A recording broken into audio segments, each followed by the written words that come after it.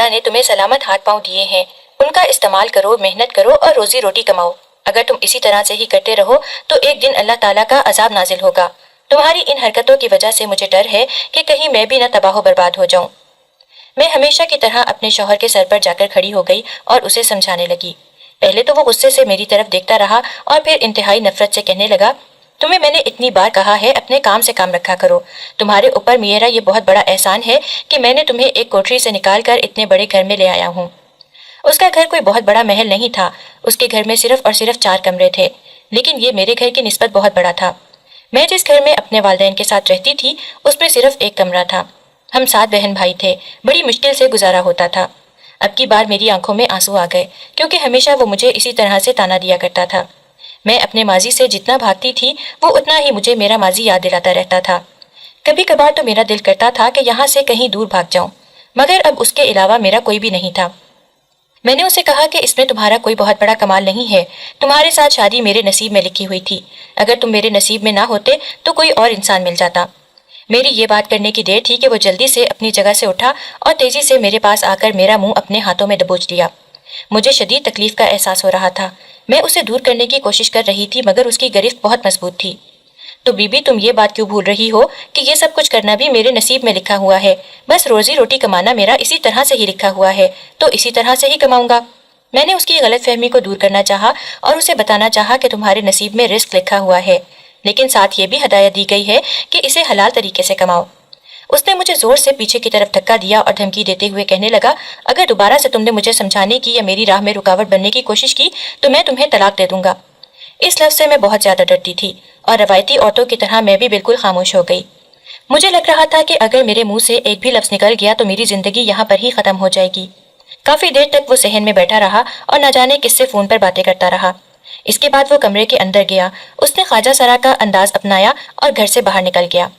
اسی وقت ہی محلے کی ایک عورت گھر کے اندر داخل ہوئی اور مجھے کہنے لگی، یار تم کس خواجہ سرا کو اپنے گھر میں اتنی دیر رہنے کی اجازت دیتی ہو؟ آج کل کے دور میں ان لوگوں کا کوئی بھی بھروسہ نہیں ہے، کہیں ایسا نہ ہو کہ یہ کوئی مرد ہو۔ اس کی بات سن کر میں نے تیزی سے نفی میں سر ہلایا اور اسے کہا، نہیں نہیں، ایسی کوئی بات نہیں ہے، وہ ایک مجبور ہے، وہ یہاں پر مجھ سے پیسے لینے کے لیے آتا ہے۔ اس کے بعد وہ میرے قریب ہی بیٹھ گئی اور مجھے کہنے لگی، تم نے مجھے کبھی اپنے شوہر کے بارے میں نہیں بتایا، میں جب بھی اس کے بارے میں پوچھتی ہوں تو تم بات کو ٹال جاتی ہو، ذرا مجھے بتاؤ تو کہ تمہارا شوہر کرتا کیا ہے؟ میں نے اسے کہا کہ وہ ایک دکان میں کام کرتا ہے۔ یہ کہہ کر میں مکمل طور پر خاموش ہو گئی۔ وہ حیرانگی سے کبھی میرے چہرے کو دیکھتی اور کبھی میرے لباس کو دیکھتی۔ اس کے بعد وہ دوبارہ سے بولنے لگی کہ ایک معمولی سے کام کرنے والا انسان کیسے تمہیں اتنا قیمتی لباس لے کر دے سکتا ہے؟ اس کی بات سن کر اب کی بار مجھے غصہ آ گیا تھا کیونکہ وہ کچھ زیادہ ہی میرے معاملات میں دلچسپی لینے لگی تھی۔ میں نے اسے کہا کہ تمہیں ان سارے معاملات سے کوئی غرض نہیں ہونی چاہیے، بہتر یہی ہے کہ تم میری ذاتی زندگی میں حد سے زیادہ دلچسپی نہ لو۔ میری بات سن کر وہ واویلا مچانے لگی اور کہنے لگی، آئے ہائے، تم نے تو میری بات کا برا منا لیا ہے، ارے میں تو بس تم سے ایک چھوٹی سی بات کر رہی تھی۔ میں نے ہاتھ اٹھا کر اسے خاموش رہنے کا اشارہ کیا اور اسے گھر سے باہر چلے جانے کا کہا۔ نہ جانے کیوں میرا یکدم ہی پارا ہائی ہو گیا تھا، پہلے میرے ساتھ ایسا کبھی بھی نہیں ہوا تھا۔ میں اپنے غصے پر قابو پانے والی اور بہت ہی نرم مزاج بندی تھی۔ ایک بات جو میں نے بہت شدت سے نوٹ کی تھی وہ یہ تھی کہ جب بھی وہ مجھ سے بات کر کے میرے گھر سے نکلتی تھی اسی وقت ہی وہ فون نکال کر کسی سے کال پر بات کرتی تھی۔ یہ بات میں پچھلے 2 ہفتوں سے نوٹ کر رہی تھی۔ شام کا وقت تھا، میں صحن میں بیٹھی ہوئی تھی جب اچانک ہی میرا فون بجا۔ میں نے دیکھا ایک انجان نمبر تھا۔ میں نے کال نہیں اٹھائی کیونکہ عموماً ایسا ہوتا تھا کہ میں انجان نمبر سے کال نہیں اٹھاتی تھی۔ اس کے پیچھے بھی ایک بہت بڑی وجہ تھی۔ ماضی میں اسی طرح کی ہی غلطی میں نے کی تھی اور ایک بہت بڑی مصیبت میں گرفتار ہو گئی تھی۔ اس کے بعد میں بہت زیادہ خوفزدہ رہنے لگی تھی۔ مجھے لگتا تھا کہ اگر میں نے کسی انجان نمبر سے کال اٹھا لی تو ماضی کا لمحہ دوبارہ سے لوٹ کر آ جائے گا۔ جو کچھ میں نے ماضی میں کیا تھا وہی سب کچھ میں ابھی بھی سہوں گی۔ میں اس وقت 10ویں کلاس میں پڑھتی تھی جب ہمارے گھر کے موبائل پر کال آئی تھی۔ اس دن میں اپنے چھوٹے بھائی کے ساتھ گھر میں اکیلی تھی۔ میرا بھائی تقریباً 2 سال کا تھا۔ میں اس کے ساتھ کھیل رہی تھی۔ میں نے جلدی سے جا کر کال اٹھائی۔ میں نے دیکھا تھا کہ انجان نمبر تھا مگر اس کے باوجود بھی میں نے بات کرنے کا فیصلہ کیا۔ دوسری طرف سے ایک شخص تھا، وہ مجھے کہنے لگا کہ آپ کے نمبر پر کسی نے پیزا آرڈر کیا ہے، تھوڑی ہی دیر میں وہ لے کر پہنچ جاؤں گا، آپ دروازے میں ہی آ جائیے گا۔ اس کی بات سن کر میں بہت زیادہ پریشان ہو گئی کیونکہ میں جس گھرانے سے تعلق رکھتی تھی اس گھر میں کبھی پیزے کا نام بھی نہیں لیا گیا تھا کیونکہ اماں ابا بڑی مشکل سے ہماری روٹی پوری کرتے تھے۔ اس دوران اس طرح کی عیاشیاں کرنا مشکل ہی نہیں ناممکن تھا۔ میرے پاس اس وقت ایک پھوٹی کوڑی بھی نہیں تھی۔ میں بہت زیادہ خوفزدہ ہو گئی اور اسے کہنے لگی، نہیں، ہمارے گھر سے کسی نے بھی آرڈر نہیں دیا ہوا، آپ کو غلط فہمی ہوئی ہے۔ وہ بھی ضد کرنے لگا اور تھوڑی ہی دیر بعد اس کی اگلی بات سن کر میں مکمل طور پر خاموش ہو گئی اور میرے لبوں پر مسکراہٹ پھیل گئی۔ مجھے بھی شدید بھوک لگی ہوئی تھی اور اس نے یہ بتایا تھا کہ پیسے وہ نہیں لے گا، پہلے ہی کسی نے رقم ادا کر دی ہے۔ میں اس وقت بہت بے وقوف بھی تھی، اس کی باتوں میں آ گئی اور جلدی سے دروازے کے پاس جا کر کھڑی ہو گئی۔ تھوڑی ہی دیر کے بعد دروازے پر دستک ہوئی۔ میں نے جلدی سے دروازہ کھول دیا۔ وہاں پر ایک آدمی کھڑا تھا جس نے پیزا ڈیلیوری بوائے کا ہی لباس پہن رکھا تھا۔ مجھے دیکھ کر وہ عجیب سے انداز میں مسکرانے لگا اور مجھے پیچھے ہٹنے کے لیے کہا۔ میں بھی بے وقوفوں کی طرح سائڈ پر ہو کر کھڑی ہو گئی اور وہ گھر کے اندر داخل ہو گیا۔ اس نے ہاتھ میں ایک ڈبہ اٹھا رکھا تھا جو یقیناً پیزے کا ہی تھا۔ میں للچائی ہوئی نظروں سے اس کو دیکھ رہی تھی، مگر وہ میری نظروں کے مفہوم کو سمجھے بغیر ہی اپنی کہنے لگا۔ اس نے مجھ سے پوچھا، کیا گھر میں کوئی اور موجود ہے؟ میں نے نادان عورتوں کی طرح تیزی سے نفی میں سر ہلا دیا اور اسے پرجوش ہو کر بتانے لگی کہ گھر میں صرف میں اور میرا بھائی ہی ہے۔ آپ جلدی سے یہ پیزا میرے حوالے کر دیں۔ میں بہت معصوم بھی تھی اور حد سے زیادہ بے وقوف بھی تھی۔ وہ عجیب سے انداز میں مسکرانے لگا اور مجھے کہنے لگا کہ پیزا سے پہلے مجھے بھی تم سے کچھ لینا ہے۔ اب کی بار مجھے شدت سے کچھ غلط ہونے کا احساس ہوا۔ میں نے پہلی بار اس کی نظروں کو غور سے دیکھا تھا اور مجھے اندازہ ہو گیا تھا کہ اس کے ذہن میں کچھ بھی ٹھیک نہیں چل رہا۔ جس انداز سے وہ بات کر رہا تھا اور جس انداز سے وہ برتاؤ کر رہا تھا، وہ دیکھ کر لگ رہا تھا کہ اس کے ارادے ٹھیک نہیں ہیں۔ میں پریشان ہو گئی اور اسے کہنے لگی کہ میرے پاس آپ کو دینے کے لیے کچھ بھی نہیں ہے۔ اس نے سر سے لے کر پاؤں تک مجھے دیکھا اور دوبارہ سے مسکراتے ہوئے کہا کہ تم مجھے بہت کچھ دے سکتی ہو، صرف اور صرف مجھے موقع دو، میں خود ہی تم سے سب کچھ لے لوں گا۔ یہ کہہ کر وہ تیزی سے میری طرف بڑھا۔ اس نے میرا بازو پکڑ لیا۔ اس سے پہلے کہ وہ مجھے کسی قسم کا کوئی نقصان پہنچاتا، میں نے زور زور سے چلانا شروع کر دیا۔ شاید میری قسمت اچھی تھی، جب میں نے دروازہ بند کیا تھا تو وہ ٹھیک طرح سے بند نہیں ہوا تھا۔ میری چیخیں اتنی اونچی تھیں کہ محلے کے گھروں میں بھی پہنچ گئیں۔ تھوڑی ہی دیر بعد لوگ دروازہ کھول کر گھر کے اندر داخل ہو گئے۔ سامنے کا منظر دیکھ کر سب بہت پریشان ہو گئے۔ میں نے انہیں بتایا کہ اس طرح سے اس شخص نے مجھے بے وقوف بنایا ہے۔ اس شخص کو پولیس کے حوالے کر دیا گیا، مگر اس کے ساتھ ساتھ پورے جگ میں میری بھی عزت افزائی ہو گئی، کیونکہ سب لوگ ہی مجھے بے وقوف کا لقب دے رہے تھے اور ہر کوئی یہی کہہ رہا تھا کہ اگر یہ اسے گھر کے اندر داخل ہونے کی اجازت نہ دیتی تو کبھی بھی ایسا نہ ہوتا۔ ہو سکتا ہے کہ یہ اس کے ساتھ میری ہوئی ہو، اور کچھ عورتیں تو یہاں تک کہہ رہی تھیں کہ اس لڑکی نے خود ہی اس شخص کو اپنے گھر بلایا تھا۔ میرا دل خون کے آنسو روتا تھا۔ میں نے اسکول جانا بھی چھوڑ دیا تھا کیونکہ وہاں پر بھی لڑکیاں میرے بارے میں بری بری باتیں بناتی تھیں، اور یوں میں نے پڑھائی بیچ میں ہی چھوڑ دی تھی۔ جب وہ لڑکا میرے گھر سے نکل رہا تھا تب بھی وہ میری طرف عجیب سی نظروں سے دیکھ رہا تھا اور مجھے دھمکی دے رہا تھا کہ بہت جلد میں تمہیں لینے کے لیے ضرور آؤں گا۔ اس کے بعد نہ جانے کتنے سال میں بہت زیادہ خوفزدہ رہی اور اس سے ڈرتی رہی، لیکن پھر جب وہ 5 سالوں تک نہیں آیا تو میں نے بھی شکر کا کلمہ پڑھا اور اسے دوبارہ بھول کر اپنی زندگی میں مصروف ہو گئی۔ ابھی بھی ایک انجان نمبر سے ہی کال آ رہی تھی، میں نے کال نہیں اٹھائی۔ تھوڑی ہی دیر بعد میرے نمبر پر میسج آیا۔ میں نے دیکھا کہ وہاں پر لکھا ہوا تھا، میں افضل ہوں، جلدی سے کال اٹھاؤ، اس وقت میں بہت مشکل میں ہوں۔ افضل میرے شوہر کا نام تھا۔ اب کی بار میں نے کال اٹھا لی اور فکر مندی سے اس سے پوچھا کہ کیا ہوا ہے، سب ٹھیک تو ہے؟ مگر دوسری طرف گہری خاموشی تھی، یوں لگ رہا تھا جیسے وہ بات کرنا بھول گیا ہو۔ کافی دیر تک میں اس سے پوچھتی رہی لیکن اس کی آواز سنائی نہ دی۔ تھوڑی ہی دیر کے بعد ایک مردانہ آواز گونجی جسے سن کر میں گھبرا گئی۔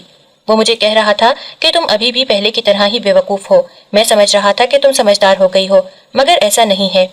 مجھے لگا کہ میرے قدموں کے نیچے سے زمین نکل گئی ہے۔ جس شخص کا چہرہ اس وقت میری نظروں کے سامنے گھوم رہا تھا، میں اس شخص کے بارے میں نہیں سوچنا چاہتی تھی۔ خوف کے مارے میں نے جلدی سے کال کاٹ دی اور اس انسان کو بھی بلاک کر دیا۔ آنسو تیزی سے میری آنکھوں سے بہہ رہے تھے۔ ماضی کا واقعہ بار بار میری نظروں کے سامنے گھوم رہا تھا۔ جو کچھ میں نے اپنی ذات پر سہا تھا میں وہ دوبارہ سے برداشت نہیں کر سکتی تھی، مجھ میں اتنی ہمت ہی نہیں تھی۔ وہ پورا دن میں بہت زیادہ پریشان رہی۔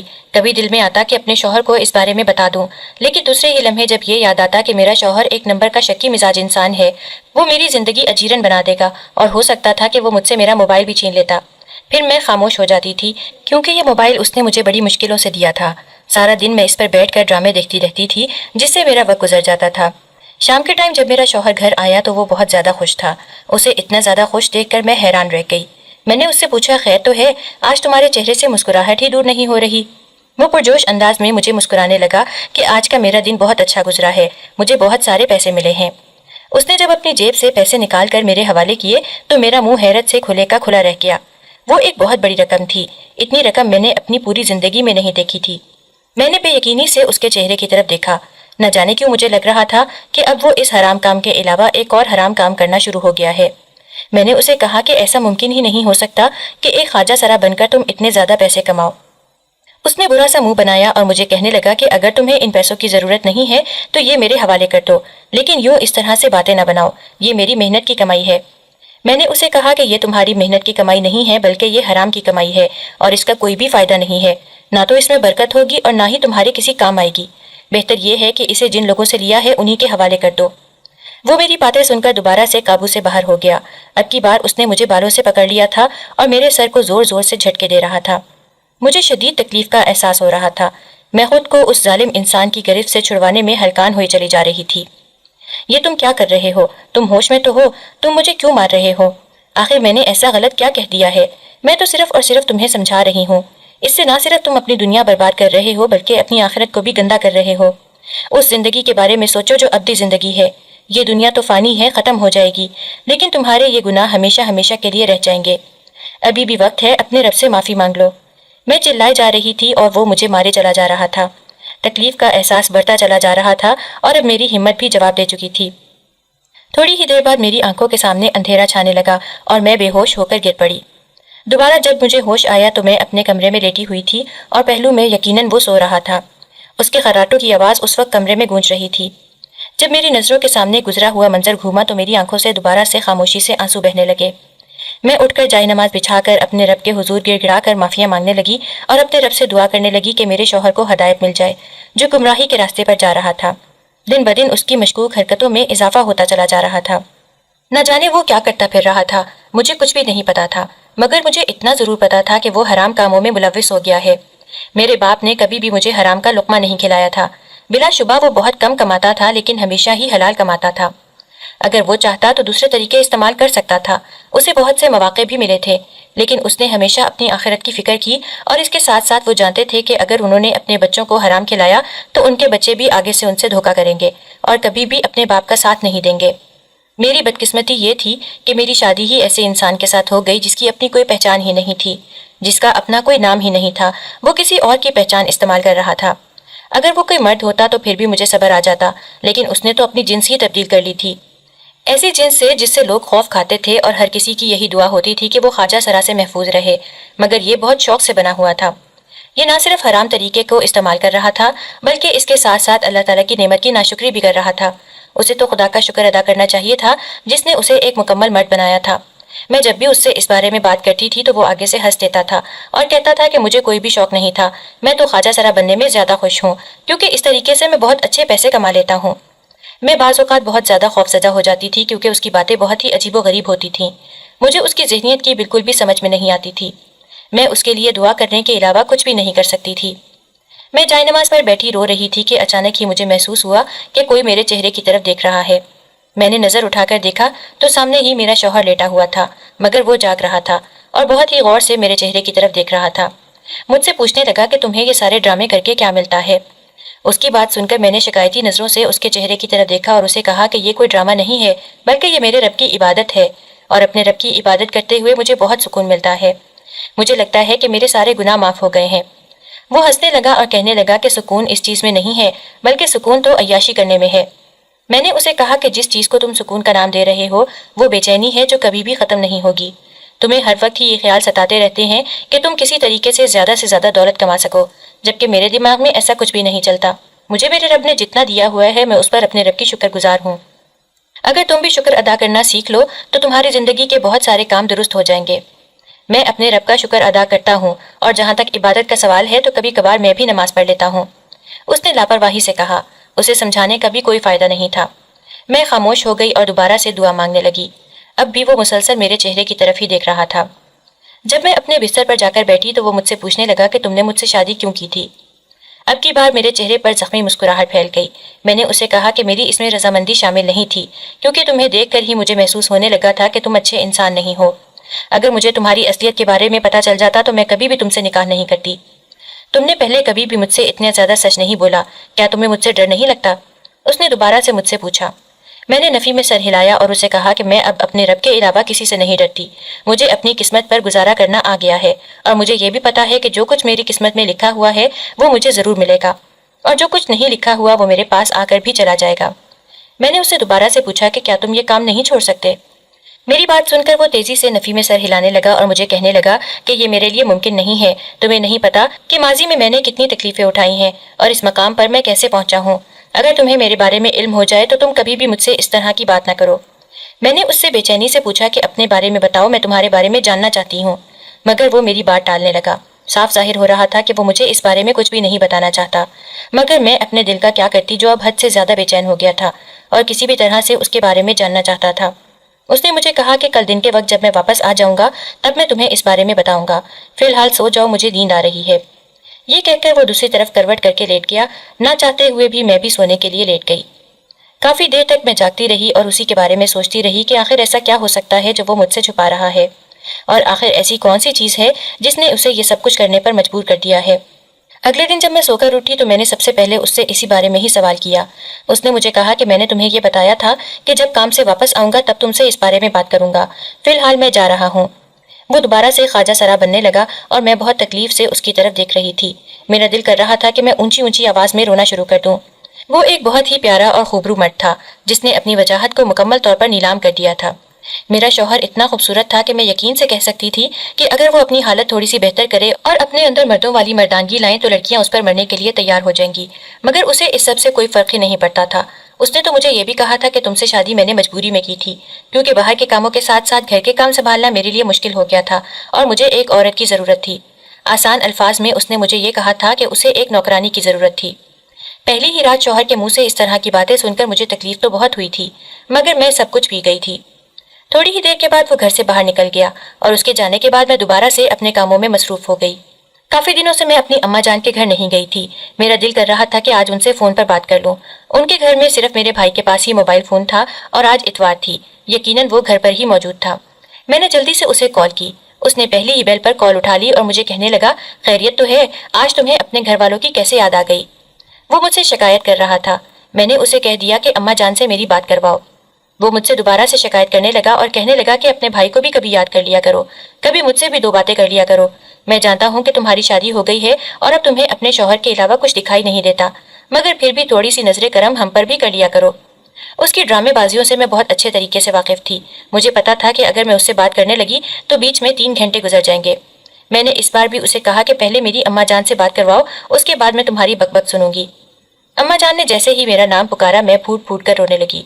मुझे इस तरह से रोता देखकर वो परेशान हो गईं और कहने लगी, क्या हो गया है तुम्हें, इस तरह से क्यों रो रही हो, क्या अफसल ने कुछ कहा है या फिर कोई और परेशानी है।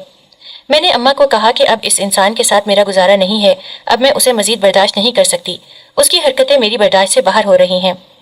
अरे लड़की, मुझे कुछ बताओ तो, क्या हुआ क्या है, अगर तुम मुझे बताओगी नहीं तो मसला कैसे हल होगा। मैंने अम्मा को कहा कि इसमें कुछ भी ऐसा नहीं है कि मैं उसे अपना शौहर कहूँ, और उसकी जो हरकतें हैं वो बहुत ही खराब हैं। वो ख्वाजा सरा का हुलिया बनाकर घर से बाहर निकल जाता है और इस तरह से ही पैसे कमाता है। जब मैं उसे मेहनत करने के लिए कहती हूँ तो वो चीखता चिल्लाता है। अब तो उसने घर में अच्छी खासी दौलत लाना भी शुरू कर दी है। कल रात भी उसने बहुत ज्यादा जेवर अपने साथ लाया था, जिसे देखकर मैं परेशान हो गई थी। न जाने क्यों मुझे लग रहा था कि यह जेवर उसने कहीं से चुराया है। चंद लम्हों के लिए अम्मा मुकम्मल तौर पर खामोश हो गईं और फिर मुझे कहने लगी कि तुम अपने शौहर को समझाती क्यों नहीं हो। मैंने उन्हें बताया कि हर तरह से समझाकर देख चुकी हूँ, लेकिन उसे मेरी कोई बात समझ ही नहीं आती। मुझे लगता है कि अब मुझे उसे छोड़ना ही पड़ेगा। ये सुनकर अम्मी वावेला मचाने लगी और कहने लगी, खबरदार, अगर तुमने उसे छोड़ने की गलती की, तुमने उससे शादी की है, अब तुम्हारा फर्ज है कि तुम अपनी जिंदगी मरते दम तक उसी के साथ ही गुजारो। हमारे खानदान में तलाक का रिवाज नहीं है, और अगर तुम्हें तलाक हो भी जाती है तो समझो कि तुम्हारी जिंदगी खत्म हो गई है। घर के हालात के बारे में तो बहुत अच्छे तरीके से जानती हो। सिर्फ एक कमरा है, अभी दूसरा कमरा बनाना तो शुरू कर दिया है, लेकिन वो तुम्हारे भाई के लिए है। उसकी भी उम्र हो गई है, अब उसकी भी शादी करनी पड़ेगी। इस दौरान तुम्हारा बोझ हम लोग नहीं उठा सकते। बेहतर यही है कि अपने घर की तरफ तवज्जो दो और अपने शौहर की हरकतों को ठीक करने की कोशिश करो, क्योंकि बीवी ही है जो अपने शौहर को अपने काबू में कर सकती है। तुम्हें उसके साथ वक्त गुजारते हुए एक लंबा अरसा गुजर गया है। मुझे अफसोस है कि तुम अभी तक उसे ठीक नहीं कर पाई। अम्मा ने मेरी कोई भी बात नहीं सुनी और मुझे हदायतें करके फोन बंद कर दिया। मैं वहां पर बैठकर काफी देर तक रोती रही। मुझे बिल्कुल भी उम्मीद नहीं थी कि वो मेरे साथ इस तरह का सलूक करेंगी। कम से कम वो मुझे थोड़ी सी तसल्ली तो दे देती, मुझे यही कह देती कि कोई बात नहीं, मैं तुम्हें अपना लूंगी, मैं तुम्हारा सहारा बनूंगी। मगर ऐसा कुछ भी नहीं हुआ। उन्होंने दो टोक अंदाज में मुझे कह दिया था कि मेरी अब इस घर में कोई भी जगह नहीं बची। अगले दिन मुझे घर से दोबारा से फोन आया। जब मैंने कॉल उठाई तो मेरा भाई मुझे परेशानी से कहने लगा, जरा बताओ तो कि तुम्हारा शौहर कौन सा काम करता है। میں مکمل طور پر خاموش ہو گئی۔ بھائی نے مجھے کہا کہ میں نے جو کچھ اپنی آنکھوں سے دیکھا ہے کیا وہ سچ ہے؟ مجھے پتا چلا تھا کہ میرا بھائی پچھلے دنوں ایک محلے میں گیا تھا جہاں پر میرا شوہر خواجہ سرا بنا مختلف گھروں کے سامنے جاتا تھا اور بھیک مانگتا تھا۔ میں نے جب اسے بتایا کہ یہ سچ ہے تو وہ مکمل طور پر خاموش ہو گیا۔ یوں لگ رہا تھا جیسے اسے بھی یقین نہ آ رہا ہو۔ وہ مجھے کہنے لگا کہ آخر یہ سب کچھ کب تک چلتا رہے گا۔ سب سے زیادہ پریشانی اسے اس بات پر ہو رہی تھی کہ جب اس نے میرے شوہر کو پکڑا تھا تب اس کا دوست بھی اس کے ساتھ ہی تھا، اور میرا شوہر بہت ہی فخر سے ان لوگوں کو بتا رہا تھا کہ میں اپنی خوشی سے یہ کام کر رہا ہوں اور اس کام میں بہت زیادہ پیسہ بھی ہے، محنت سے میرا گزارا نہیں ہوتا اور زیادہ پیسے بھی ہاتھ میں نہیں آتے۔ اسے ذرا بھی شرم نہیں تھی کہ وہ ایک مرد ہو کر یہ ساری حرکتیں کر رہا ہے اور فخر سے دوسرے مردوں کو بتا بھی رہا تھا۔ بھائی کی بات سن کر میرا دل کیا کہ زمین پھٹے اور میں اس میں سما جاؤں۔ میرے پاس اسے کچھ کہنے کے لیے الفاظ ہی ختم ہو گئے تھے۔ میں نے خاموشی سے کال کاٹ دی اور موبائل سائڈ پر رکھ دیا۔ شام کو جب وہ دوبارہ واپس آیا تو میں اس پر چڑھ دوڑی اور اسے ڈانٹتے ہوئے کہا کہ یہ کیا طریقہ ہے، کم از کم تمہیں میرے بھائی کا تو تھوڑا سا خیال کرنا چاہیے تھا۔ تم آخر اسے یہ سب کچھ اتنے فخر سے کیسے بتا سکتے ہو کہ یہ سب کچھ تم اپنی مرضی سے کر رہے ہو؟ پہلی بات تو یہ کہ تمہیں اس کے سامنے ہی نہیں جانا چاہیے تھا اور اسے شک ہی نہیں ہونے دینا چاہیے تھا۔ تم نے نہ صرف اسے بتایا بلکہ اس کے ساتھ ساتھ اس کی دوست کے سامنے بھی میری ناک کٹوا دی۔ وہ بیزاریت سے میرے چہرے کی طرف دیکھنے لگا اور مجھے کہنے لگا کہ تم جیسی عورتوں سے مجھے شدید نفرت ہے، کبھی تو خاموش ہو جایا کرو، تمہاری یہ بک بک سن کر میرے سر میں درد ہونے لگتا ہے۔ اس دن میری اپنے شوہر کے ساتھ بہت زیادہ لڑائی ہوئی تھی۔ کافی دیر تک میں باہر ہی بیٹھی رہی تھی اور روتی رہی تھی۔ اس دن میں نے کھانا بھی نہیں بنایا تھا۔ رات 12 بجے کا وقت تھا جب وہ گھر دوبارہ سے واپس آیا۔ اس نے ہاتھ میں کھانا اٹھا رکھا تھا، خاموشی سے وہ اس نے سائڈ پر رکھ دیا اور مجھے کہنے لگا کہ جانتا ہوں کہ تم بھوک کی بہت کچی ہو، اس لیے بہتر یہی ہے کہ چند نوالے لے لو ورنہ بے ہوش ہو جاؤ گی۔ میں نے دوبارہ سے شکایتی نظروں سے اس کے چہرے کی طرف دیکھا۔ اس بار اس نے مجھ سے نظریں چرا لیں اور مجھے کہنے لگا کہ کیا تمہیں پتا ہے کہ میں یہ سب کچھ کیوں کرتا ہوں؟ میں نے تیزی سے نفی میں سر ہلایا اور تجسس سے اس کے چہرے کی طرف دیکھا۔ میں نے اسے کہا کہ اب اس بارے میں جاننا چاہتی ہوں، مجھے بتاؤ۔ اس نے ایک گہری سانس لی اور مجھے کہنے لگا کہ یہ جو تم گھر دیکھ رہی ہو یہ کبھی میرا تھا ہی نہیں، اور جو کچھ میں نے تمہیں اپنے والدین کے بارے میں بتایا ہے وہ سب کچھ بھی جھوٹ تھا۔ میرے خاندان میں میرے علاوہ کوئی بھی نہیں تھا۔ دراصل میں چھوٹا سا تھا جب میری ماں مجھے ایک دروازے کے سامنے چھوڑ کر چلی گئی۔ یہ بات مجھے اس عورت نے بتائی تھی جس نے مجھے 10 سال کی عمر تک پالا تھا۔ جب میں 10 سال کا ہوا تو اس نے بھی مجھے گھر سے باہر نکال دیا، کیونکہ میں شروع سے ہی ایک شیطانی دماغ کا مالک تھا۔ میں اس کے بچوں کو بہت زیادہ تنگ کرتا تھا اور انہیں بہت زیادہ مارتا تھا۔ ایک بار تو میں نے اس کے سب سے چھوٹے بچے کو جان سے مارنے کی کوشش کی تھی، جس کی وجہ سے وہ بہت زیادہ ڈر گئی تھی اور اس کے پاس اس کے علاوہ کوئی دوسرا راستہ بھی نہیں تھا۔ بچپن سے ہی مجھ میں انا بہت زیادہ تھی۔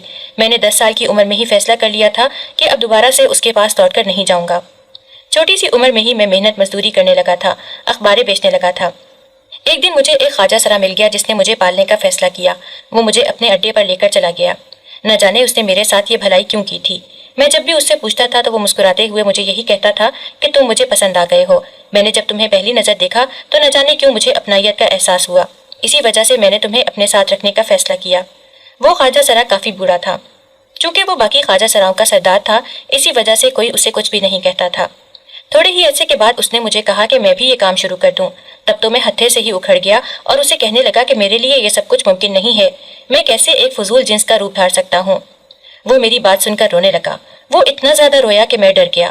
مجھے یہی تھا کہ ایسا نہ ہو کہ اس کا دماغ کام کرنا ہی چھوڑ دے اور وہ روتے روتے بے ہوش ہو جائے۔ جب وہ خاموش ہوا تھا تب اس نے مجھے یہ بات کہی تھی کہ میں ہمیشہ ہی پچھتاتا رہوں گا کہ میں نے تمہاری مدد کی۔ مجھے اس وقت تمہاری مدد نہیں کرنی چاہیے تھی، بلکہ تمہیں بے یار و مددگار چھوڑ دینا چاہیے تھا۔ میں تمہارا استاد ہوں اور تم مجھے اتنی بے رحمی سے انکار کر رہے ہو۔ اس نے مجھے حد سے زیادہ ایموشنل بلیک میل کیا تھا۔ اس کے بعد وہ میری ذہنیت کے ساتھ کھیلنے لگا اور اس نے مجھے خواجہ سرا بننے پر مجبور کر دیا۔ بچپن سے ہی میں یہ کام کرنے لگا۔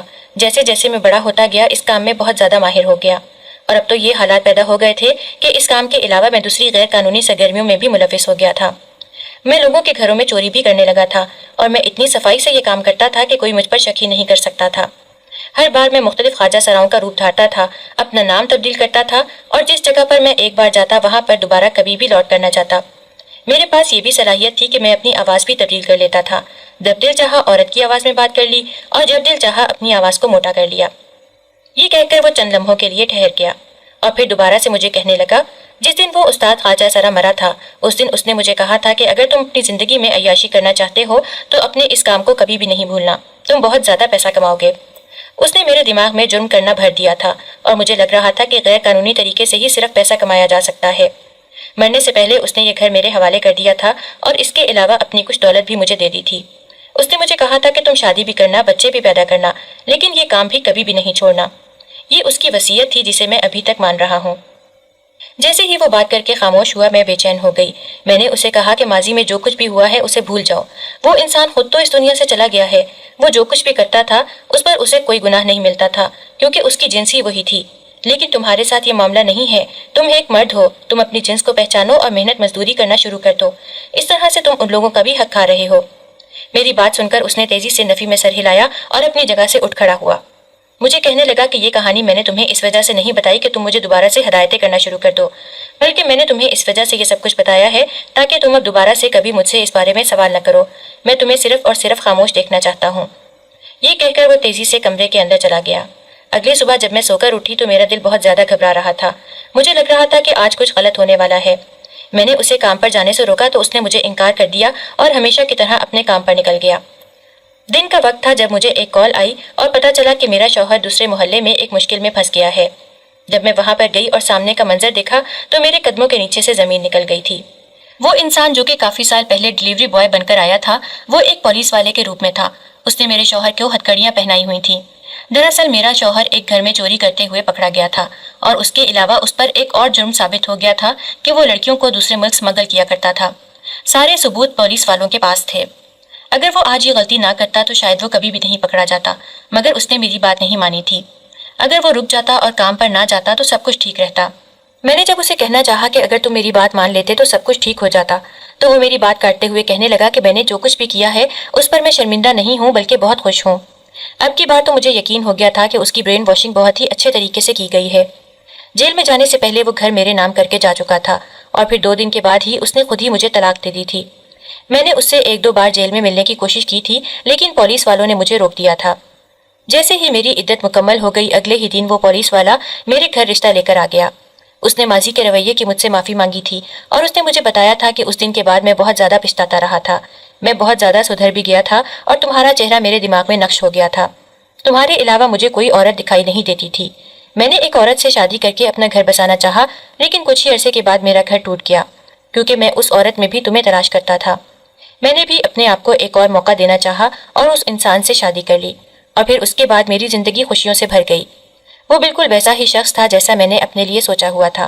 وہ محنت اور عزت کے ساتھ روٹی کماتا تھا، میری قدر کرتا تھا اور ایک عورت کے لیے عزت اور محبت سے بڑھ کر کچھ بھی نہیں ہونا چاہیے۔ میں نے صبر کیا تھا اور مجھے میرا پھل مل گیا تھا۔